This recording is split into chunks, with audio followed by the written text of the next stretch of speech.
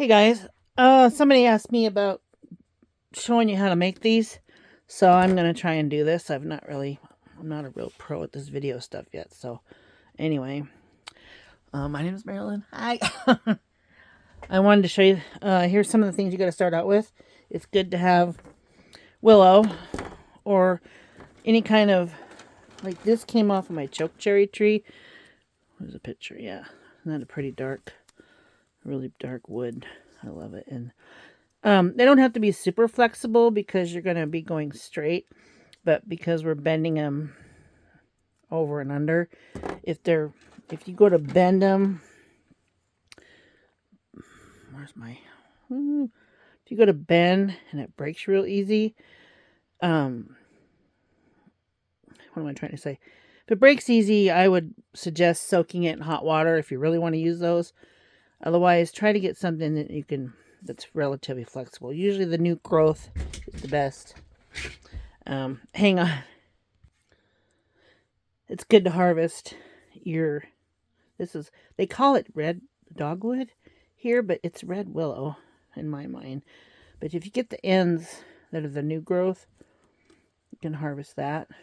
And this is flexible for doing more things, but you've only got X amount of length, right? So this is what I usually save. And you need really good nippers. These are pretty badass. I got them for Christmas. They're steels. And then these are good for cutting your smaller tips like that. And these are good for doing the final cuts on the end. This is just another pair that I have. It's pretty good. So anyway, you want to cut your willow. I do 12-inch. And over here, let me move over here I have tick marks that because I constantly using this amount of length more or less, and I have 12 inches here, so I usually just cut it to length like this where you can see it like that, right? And then I don't like this part, so I'm cutting this off. I'm cutting these little guys off. You can leave them on if you want to look more rustic, because they're kind of look like, remember a little bird, or little bird claws.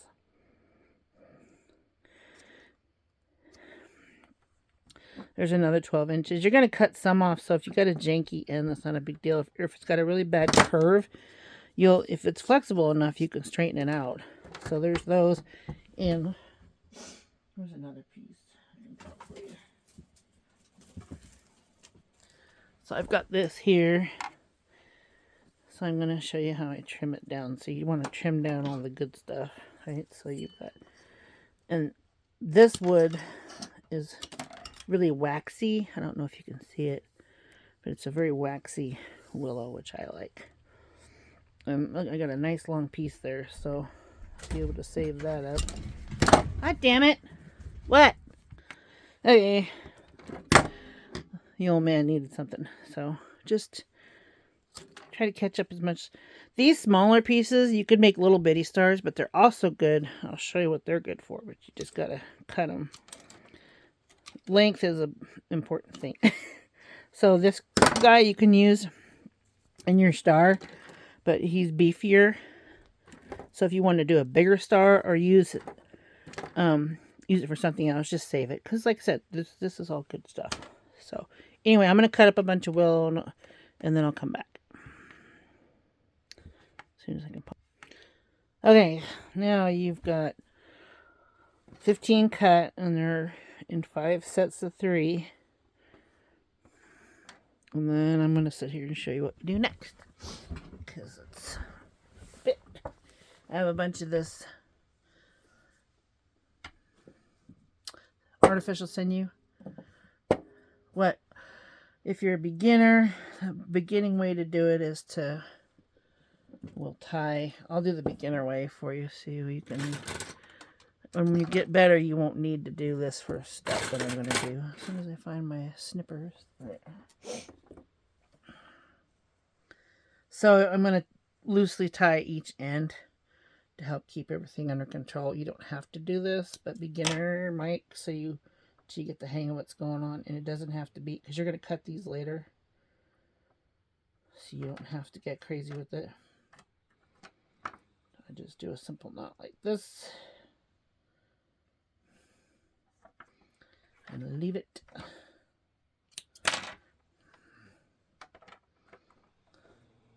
Remember, this stuff is flexible, so you can, this is a bundle version where they're bundled, and this is where you lay them flat. I kind of like the more rustic version myself, so I call that the bundle. Just tie up each end.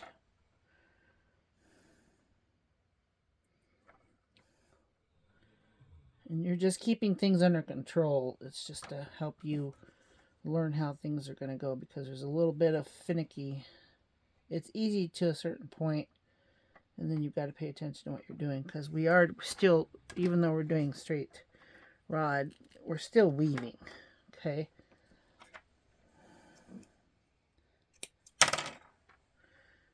See what I'm doing? Alright, so I'm going to finish this, and then I'll come back to you guys. One thing I forgot to mention when you're assembling your rods, it's good practice to not put all the growth directions in the same direction, because you get more bulk on one end than you do the other.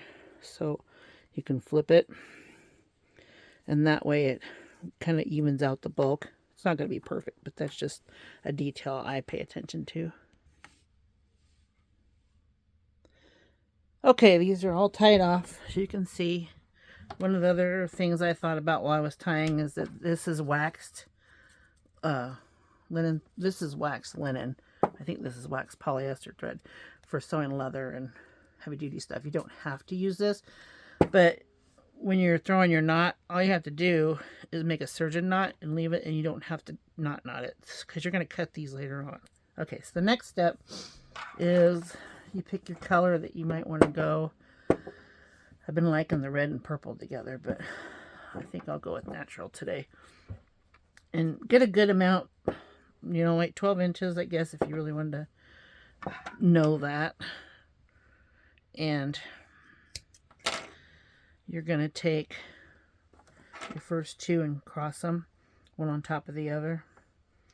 And where they cross, you want to stay pretty close to the end, because you want a big cross. I mean, we're going to trim this down, but you want it as big as possible. And I go down to get an extra wrap in there without wasting energy, you know. And do a surgeon knot. You want to try and get these as tight as you can, because this stuff is pretty flexible. And then I go around again. And it's this stuff, bees, I think it's wax with beeswax. It's really good stuff. If you're interested where to get it, I got it on Etsy.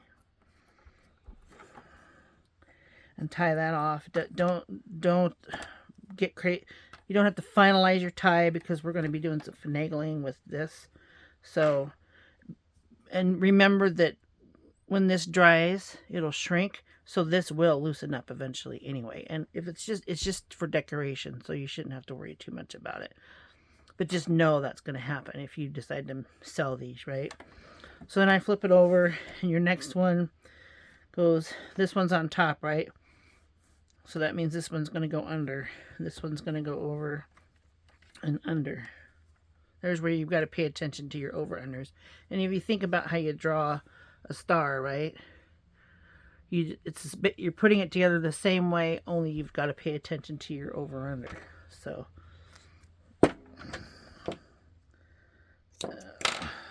this guy, I do this one. I work in surgery when I'm not doing this stuff, and so I learned a lot about tying knots when it comes to sewing, you know, human tissue. All right, so there's your 3. 4, you're under here, you're over this one, you're going to go under this one, right? So this one's going to go over, under, over. So you want to go this way with this guy. And you can, I tried to do this after I tied everything together, and it got to be too much in my brain. So if you're just paying to your over-unders, it'll work because as it dries and loosens up, right, it's going to get loose. Like I have one here. Hang on.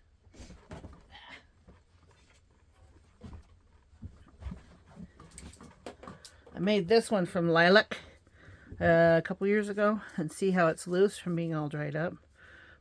And then I wrapped those smaller pieces around it. But there is sinew underneath to secure them. And I left the ends because they were pretty at the time. So you can do that, kind of rustic. And I did some braiding to make it look a little bit more, you know, fun. There's another way of doing it. But that's what it looks like when you've had them a while and they shrink up versus when they're fresh. Like I just cut these Thursday, so today's Sunday, right? So now your last one, you're going, this is over, so it's going to go under. So this one is the hardest one to get in, to be honest. So under, that means this one's over, so it's got to go under this one and over this one. I had to think. So under, let's see, this one's going over, under, over, and then it'll go under this one. That's why you need your flexibility, because and that helps keep them together. And just think about your pentagon in the middle for your, and then just finish tying it. And now you can finish now from here on out, but that's how your star gets finished.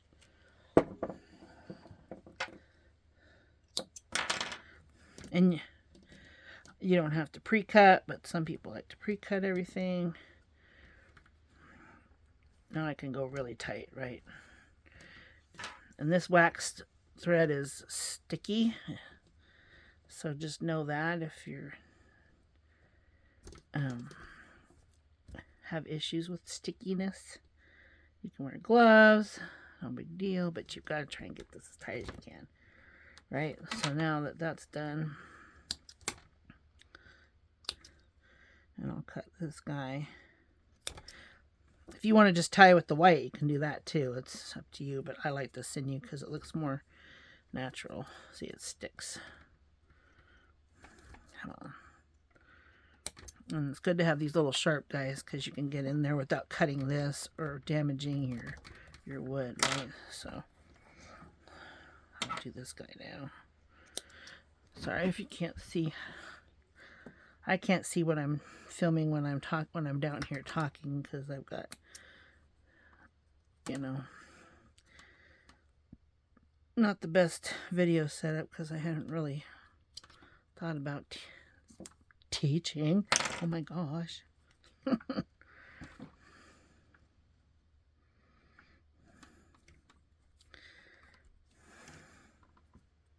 And if you want to put all your knots on one side, that's fine. If you don't, that's fine. That's all up to you. I just get it done. I don't care about that stuff. I want it to look as homemade and as rustic as possible, because I did it. Right? Why do you want it to make it look like it comes from a store, for goodness sake? If you want it to come from a store, go to a store.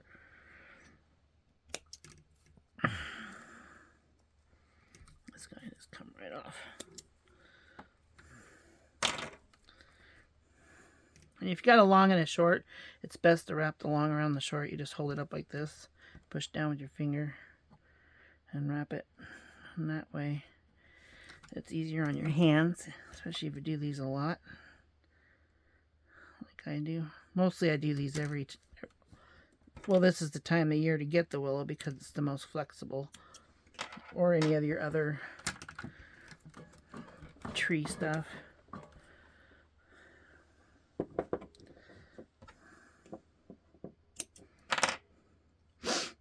Oop, come apart there. See, now I'm gonna cut this. You don't have to. You can just wait till you're done. But this was just a demonstration for the beginner stuff. For beginners, the first timers. Because now I can just go for it, right? Mash it down.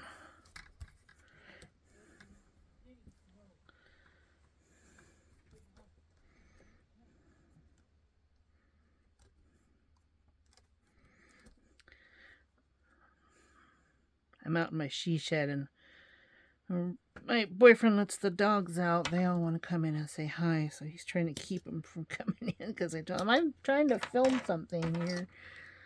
Okay, so let's cut this one.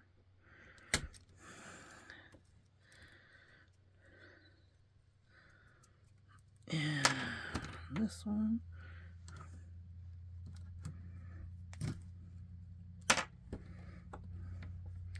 Give this another tie. The natural looks pretty good with it because it kind of blends in.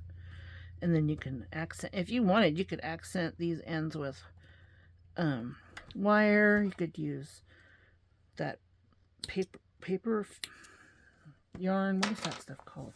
Raffia? Is it raffia? And you can trim these off if you want. I like the rustic. And there's your star. And then you can trim your ends. You can trim them like this to where they come to a diagonal point like these guys. But on this one, I'm going to go straight across because I'm going rustic. Just to pretty it up a little bit. And like I said, you get these badass cutters. That's easier on your hands. And it just chops right through them. And then I have a bucket over here. We have a fire pit, so all this wood doesn't go to the garbage. It gets turned into a fire pit fuel. So there's that. And the next thing you can do, you can leave it like this. You can wrap these with fabric, wool, anything you think of. Chain, beads, whatever you want. Feathers, you can hang all kinds of stuff off of that, right? But what I like to do is take these little ends. See these little guys?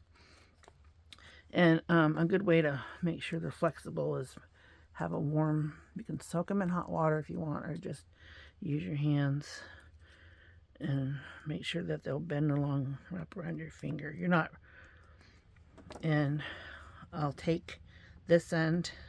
If I decide this is the front, this is the back, right? And I'll try to weave that in the crotch there to anchor it. Kind of like that. If it breaks, no big deal. You got more stuff. Have an awl ready, I guess. There's a nice big one. I have a smaller one. This guy is nice too, in case you need it. Or, you know, just something that you can make some space with that isn't too big. And then you're going to carefully, but don't break, wrap this around like this. And then if you can go as many times as you can. And in the back, make sure this is, because sometimes it'll break right here.